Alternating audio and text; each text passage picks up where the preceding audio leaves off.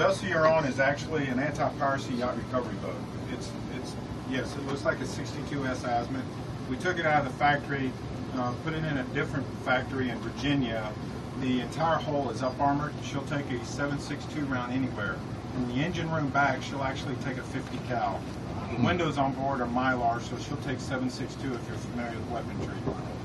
Notice behind you, sir, there's a camera in the back corner. That was overtly put out, so we demoed this boat to customers. This camera was put out in an overt position also. It's actually set up so we can point it forward, and as we move forward, people can see where we're going. Now, if we were to do this on someone else's vessel, obviously we disguise this system. The cloaking device you see behind this gentleman, Mark, this cabinet was actually redesigned so it fits in this cabinet, and this chair goes back in place so it sits inside there, so it's not obtrusive. It's very covert, and it doesn't interfere. The aesthetics of anyone's vessel is probably your number one priority at times, but you'll notice all the sensors. You can't even see the sensors when you came up the ladder. You can't see them on the outside. And if you look right there, just above the air conditioner, yep, you'll see that there. One on the other side.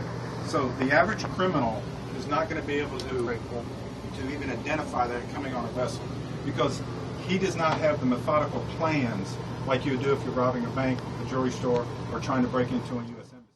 The sound acoustical device that you heard in the building, what it does, it takes your otolith organ and your semicircular canal, and it actually makes you think you're in waves from 10 to 15 feet.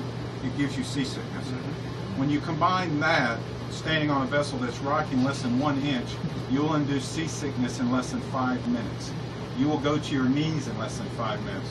Then when we add a cloaking device, remember your two primary things to maintain balance and maintain your ability to stand up is your otolith organ, your semicircular canal, to maintain your ability to stand up.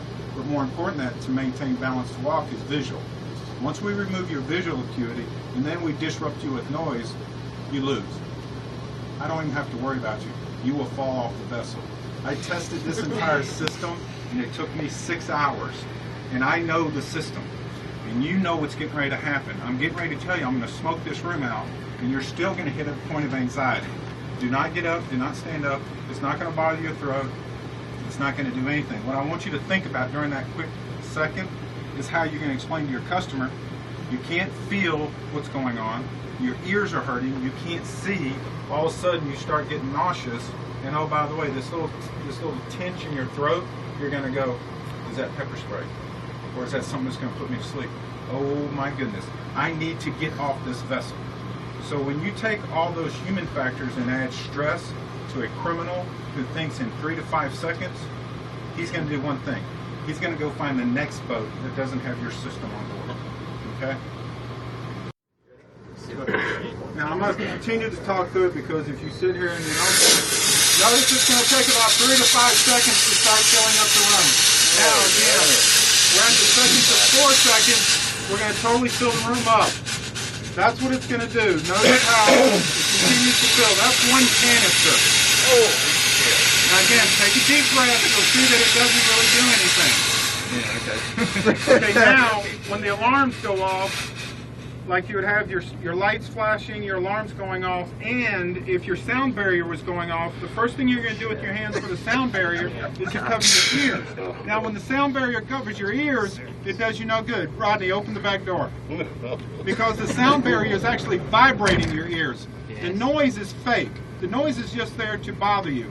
The actual vibration of your ears is what's going to cause the problem. I'm going to open the roof.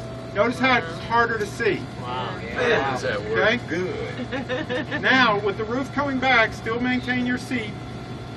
Notice with the roof all the way back, the door all the way open, the density and the chemical composition does not allow it to go away. You can still breathe it. You're going to cough because your natural thought process is, this bothers me. Your coughing is actually induced psychologically.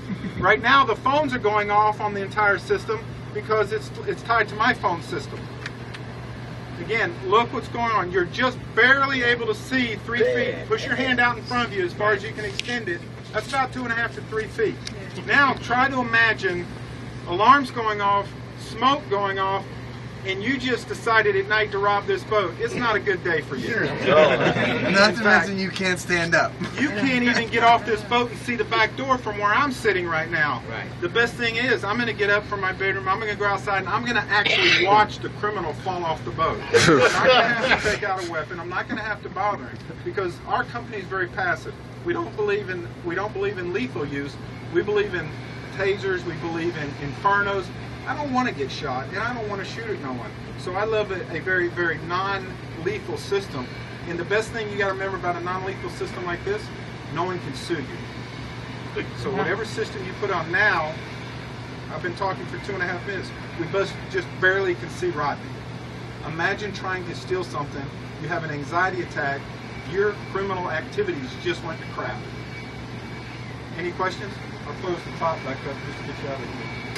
Yeah, the criminal won't be able to open the top of the back door either. He'll just be sitting in that. Now, and also to let you know, the whole downstairs in the boat is flooded also. Last night when we went downstairs, 30 minutes later, it was hilarious. I have $360,000 of military-grade electronics on this vessel. Forget the stereos, forget the nice speakers, forget the navionics. I have facial recognition software put on this boat by State Department. I have blown this thing several times. We blew it last night. If you notice, there's no residue. We did not clean the boat up last night at around 9 p.m. when we blew one in the dark.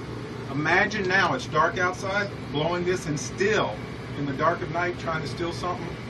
It's just not a good day. There's also a $15 million insurance policy on this that it's not going to harm any of your electronics, any fine art, things like that. It won't leave any kind of a residue on the vessel. So any of your clients that are worried about it, it's just a little insurance policy for them that they won't have to. Mechanical, human, and anxiety. Those are the three things that you use to defer or deter a criminal. And you just hit them all. Last night when we blew it, the boat next to us, they were absolutely amazed. Okay. The most important thing when you see smoke go off, what people think is either two things, fire or chemical gas, and you're going to hurt me. Well, obviously we're not in this country, but they don't know that. Any questions? I hope this helped you. Yeah. Thanks. Oh, yeah. Thanks. Thank you. Hey.